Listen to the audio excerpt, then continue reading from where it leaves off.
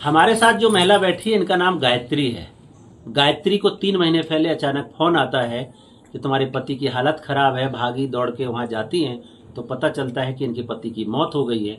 और जब उस मौत के पीछे की कहानी गायत्री बताती हैं कि उनका जमीन का विवाद था और उस जमीन के चक्कर में उनके पति को ही मार दिया। जी हाँ दोस्तों, नमस्कार, मेरा नाम है कुलदीप कुमार और आज हम आपके साथ एक कहानी लेकर के आए। ये कहानी गायत्री की, जो हमारे साथ बैठी है उन्हीं की कहानी हम गायत्री से ही सुनेंगे कि आखिर क्या मामला है, क्या हुआ था। गायत्री बताइए क्या हुआ था। जो हुआ तो सर कि हम तो माँ की मजदूरी करते थे, अपने बच्चों को पालते थे। एक 2 लड़की 1 लड़का है। हम लोग 2 लड़की है 1 लड़का है। तो हम बच्चों को पाल के मजदूरी अपने खवाते पवाते, वो पीता खाता आता तो हमें रास्ता नहीं अच्छी तरह बाप बताएगा। उनको भी मारा, भैया गए तो उनको भी मारा पीटी करी। तो फिर हम चले आए थे, हमें मरो मरा छोड़ के बिल्कुल तो ले आए थे। हम तो मजदूरी कर रहे हैं, बच्चा ले आए थे, खा रहे। अब कोई मतलब नहीं, आता जाता रहा तो यूं वाले ड्रामाबाजी करी, यूं मारपीट करी। भैया ने समझाया, नहीं माना, चलो गया। तो 3 महीने पहले आपको कितने बजे क्या कॉल आता है कि 3 बजे पहले 3 महीने पहले?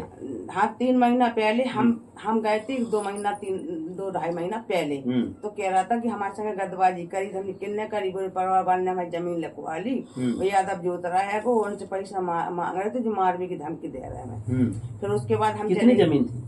5 बीघा। 5 बीघा जमीन। हाँ। तो 5 बीघा जमीन गलत तरीके से दूसरे दबंगों ने लिखवा लिया। लिखवा ली, दारू पे बाके लिखवा ली जमीन। अब इसने पैसा मांगा तो उन्होंने पैसा ही दी। तो बाकी बाद हम चले गए लड़की के ना। फिर उधर हमारे पास 7 बजे फोन आया, 6 बजे 6-7 के बीच में आया फोन। बोले भाभी जल्दी आ जाओ। हमने क्या बात है? वो तबियत खराब है कि भाई साहब की, वो जल्दी आ जाओ। तो हमने कहा बीमार है, करने की बीमार नहीं है, एकदम हो गई है कि सोच का झांकी ले जाए या मोटे ले जाए। तो हमने ठीक है भैया, हम अपने बच्चे और हम भग के गए हो ना, देखे तो ना मट्टी बिल्कुल तैयार रहती, ले जाने के लाए बिल्कुल तैयार बैठे थे। तो बाद हम पहुंचे, कई लोग आ गए, भाभी चलो उठाओ मट्टी उठाओ। हमने मट्टी देखी, हम बेहोश हो गए, वे अपनी मट्टी ले गए, जलाया है बस।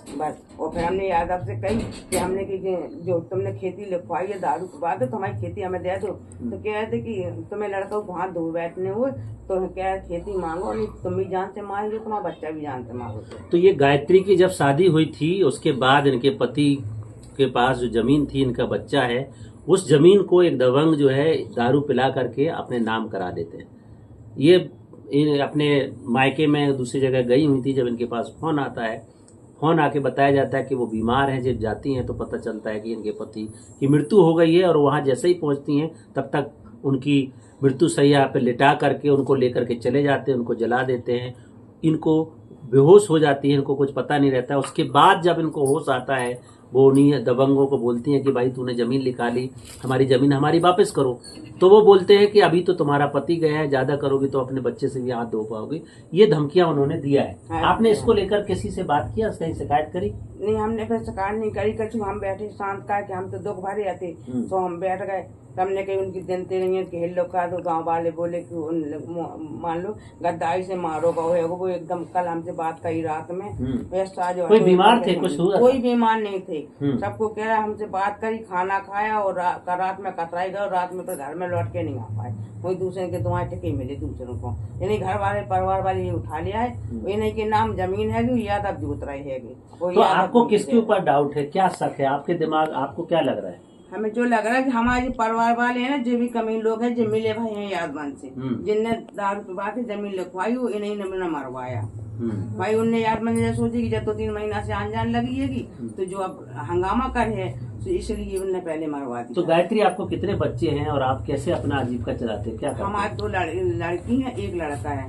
हम अपने मजदूरी लग जाती, उठाई का काम है वो कर जाते, छनाई लगती वो कर जाते, मतलब और काम बेलदाई लग जाती वो कर जाते। जो हमसे मजदूरी मिलती तो हम अपने करते हैं, अपने बच्चा पालते हैं। तो ये आपकी ससुराल कौन से गांव में है, वो कौन से टाड़ा में? मोट के जगह। मोट टाड़ा झांसी जिला में? हाँ, झांसी जिला है वो, मोट के पास है ये टाड़ा। तो वहाँ के गांव के प्रधान के साथ आपने बातचीत नहीं करी, उसको बताया? करा है, तो प्रधान ने जाकर उसको साहब लल्ला नाम, वो भी याद भैया को प्रधान। तो हमने उनसे कही है कि बाद में का लल्ला और ऐसा जमीन लिखवा ली, वो खुद दया नहीं है और कही हुई है तो इन्हें मार डाला।